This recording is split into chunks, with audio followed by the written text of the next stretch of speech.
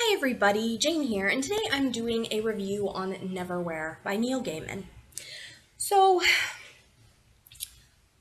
I started reading Neil Gaiman in 2006, and I had read Anansi Boys, I had read American Gods, Good Omens. Good Omens is still my favorite Neil Gaiman.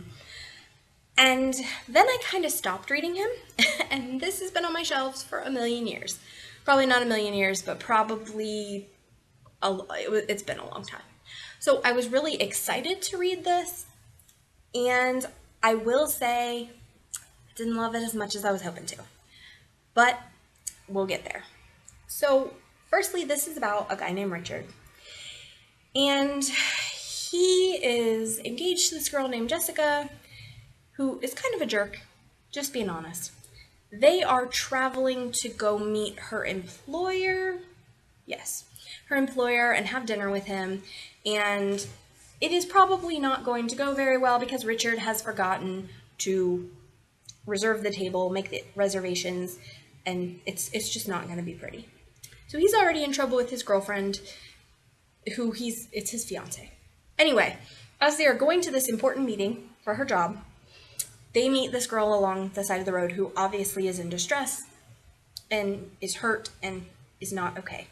And her name is Dor. And Richard says, we have to help this girl. And Jessica says, I have an important meeting. We don't have time to help her. Too bad. Let her stay. And Richard's like, no, we have to help her. So Jessica's like, if you stay and help her, we're no longer getting married. Anyway, Richard stays and helps Dor. And he takes her back to his apartment, and shortly after, his apartment is invaded by two assassins, and Dor disappears. Doesn't know how. Then she reappears. And anyway, ultimately, she is okay. He's hidden her from the assassins, and she returns to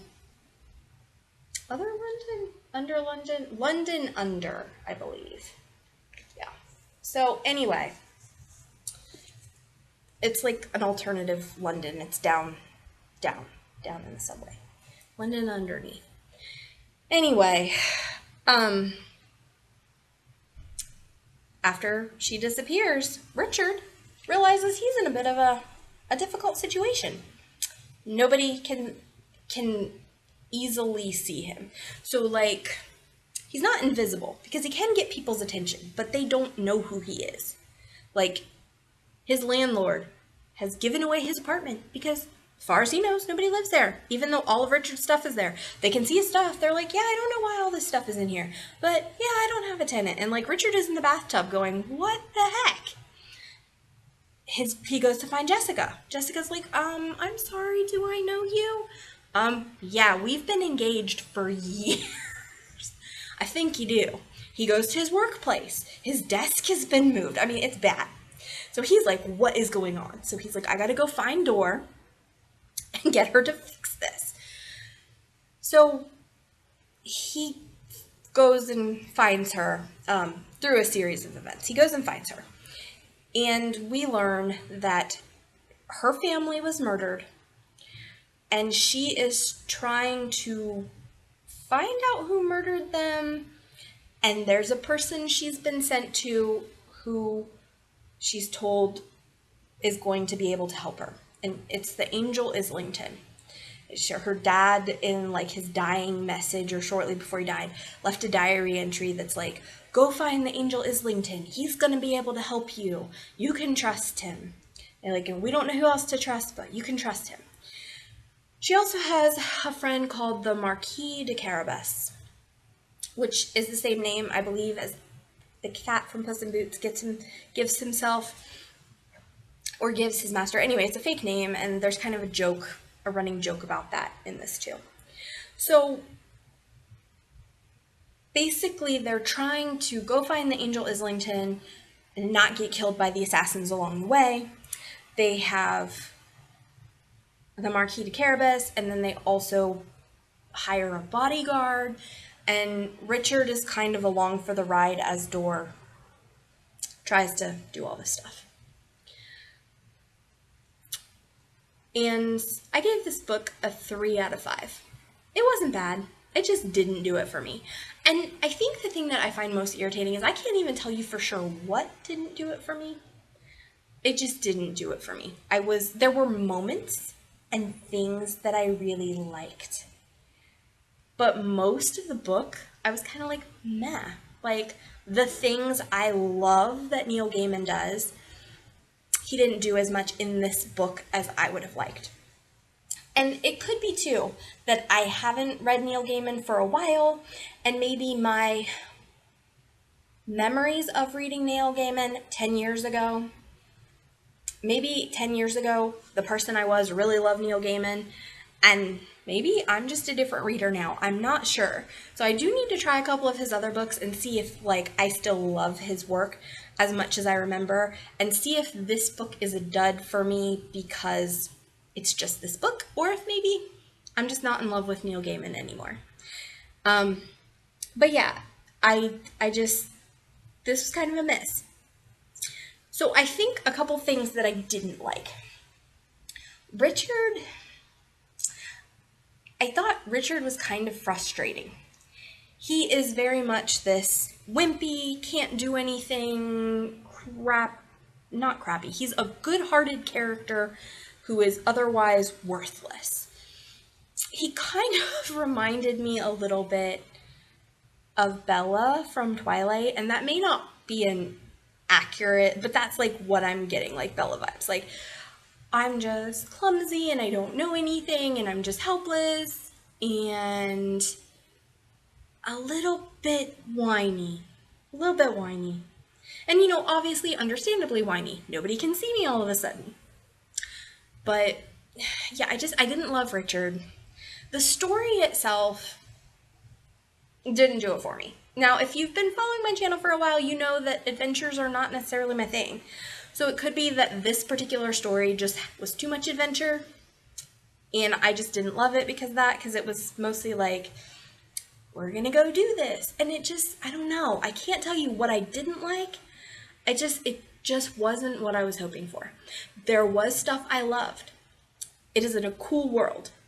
He did some great world building with this. There are things called rat speakers, and they can talk to rats. And there's like rat people,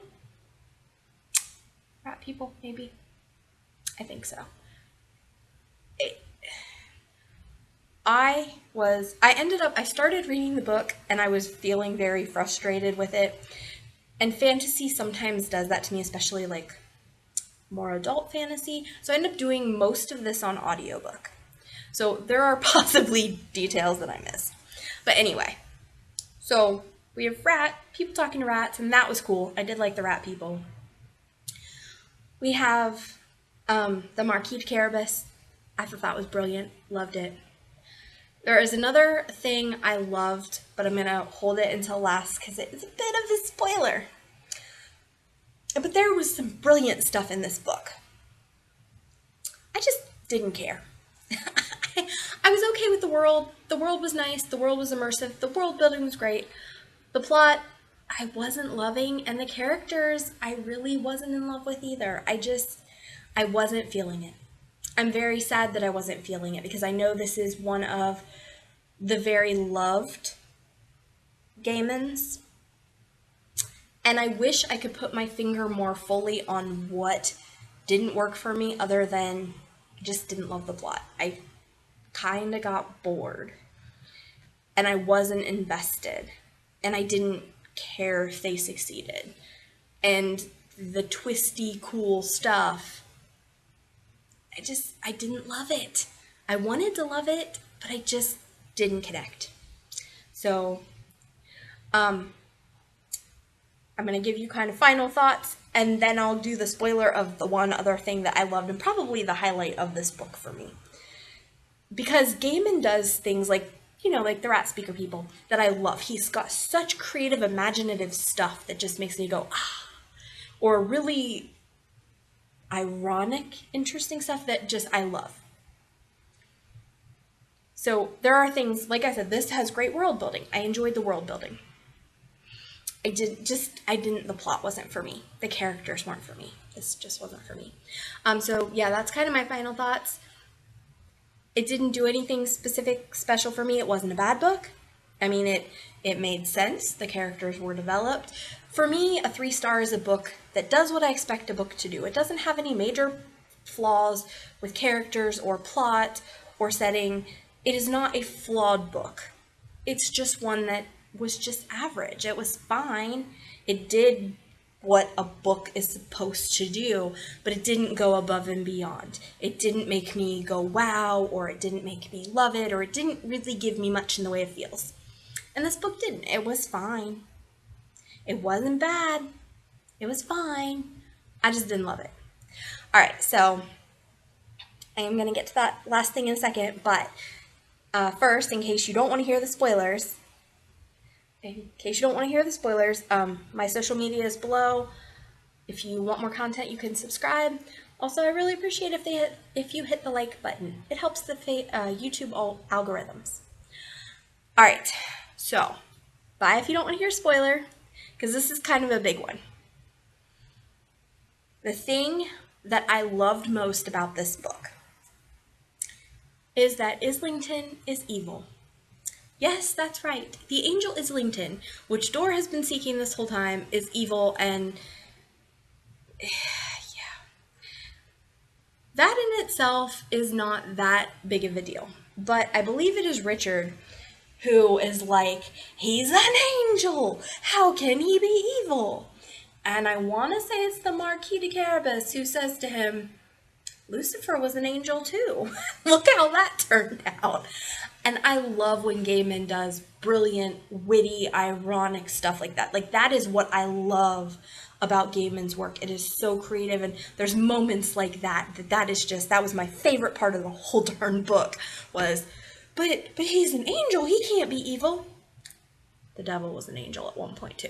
Like, reality, dude. So, yeah.